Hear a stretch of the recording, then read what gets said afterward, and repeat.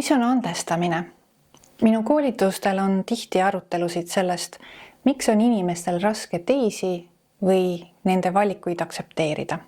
Põhjus on sageli üks. Inimesed arvavad, et kedagi või midagi aktsepteerida tähendab sellega nõustumist.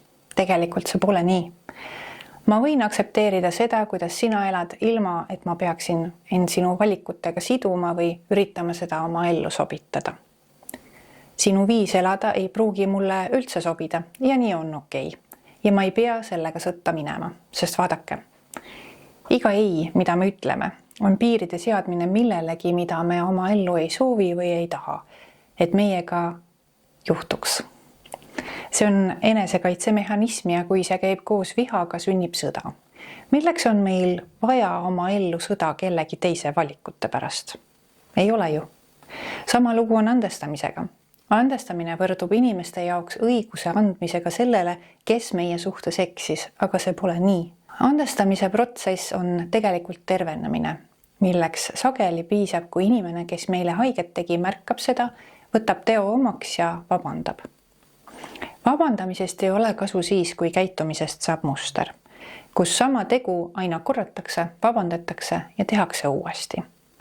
Sellisel juhul ei ole tegemist ei hoolimise ega armastamisega, vaid vabandust palumise ärakasutamisena suhete silumiseks.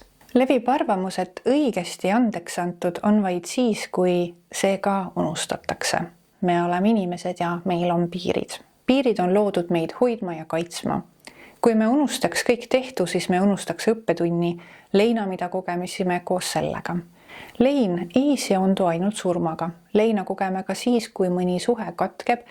Me leiname selles suhtes olnud head osa, ühiseid unistusi ning kui meil on tarvis andestada, siis mõnikord me jääme kinni vabanduse ootamisse, et asi meie jaoks lõpetatuks saaks. Paraku mitte kõik inimesed ei tunnista oma vigu ega võta tehtut omaks. Ning ainus, kes selles olukorras oma und kaotab või end kehvasti tunneb, oled sina, mitte tema. Siin peitubki andestamise võti.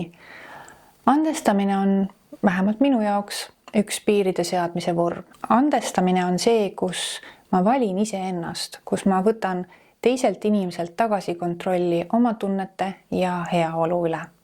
Täpselt nii kaua, kui mina ei anna andeks ja kannan kaasas tema valikut käituda minuga ebaõiglaselt, on võim ja kontroll tema käes. Andestamine ei ole teise inimesega nõustumine. Tema tegudele õiguse andmine või kohustus selle inimesega edasi suhelda, kui see pole turvaline. Aga andestamine on oma elu ja emotsioonide üle kontrolli tagasivõtmine, otsus valida ennast ja mitte sõltuda teise inimese valikutest. Ülekohtuga rahu tegemine, see on lahti laskmine ja oma eluga edasi minemine. Ehk et ei, andestamisega sa ei ütle teisele inimesele, jah, sul oligi õigus minuga nii käituda, vaid hoopis ma valin ennast, sinu tegu ei mõjuta mind enam. Ma ütlen ei kehvale enesetundele, meelepahale, raskusele minu sees. Ma teen ruumi tervenemisele ja rõõmule. Andestamine ei käi üleöö. See on protsess ja võtab aega. Kui oled kord otsustanud andestada ja avastada end mingil hetkel taas asjadele mõtlemast või tundmast samu tundeid, siis see ei pruugi tähendada, et oled andestamises läbi kukkunud. Lein käibki lainetena. Ühel hetkel on kõik korras ning järgmisel hetkel tundub, et oleme täpselt seal, kus alustasime. Vaata üle, kui raske on sinu andestamatuse seljakott. Olukorrast parema ülevaate saamiseks soovitan sul võtta märkmepaberid ja igale paberile kirjutada üks asi, mida sul on raske andeks anda ning nimi kellele. Pane see põrandale.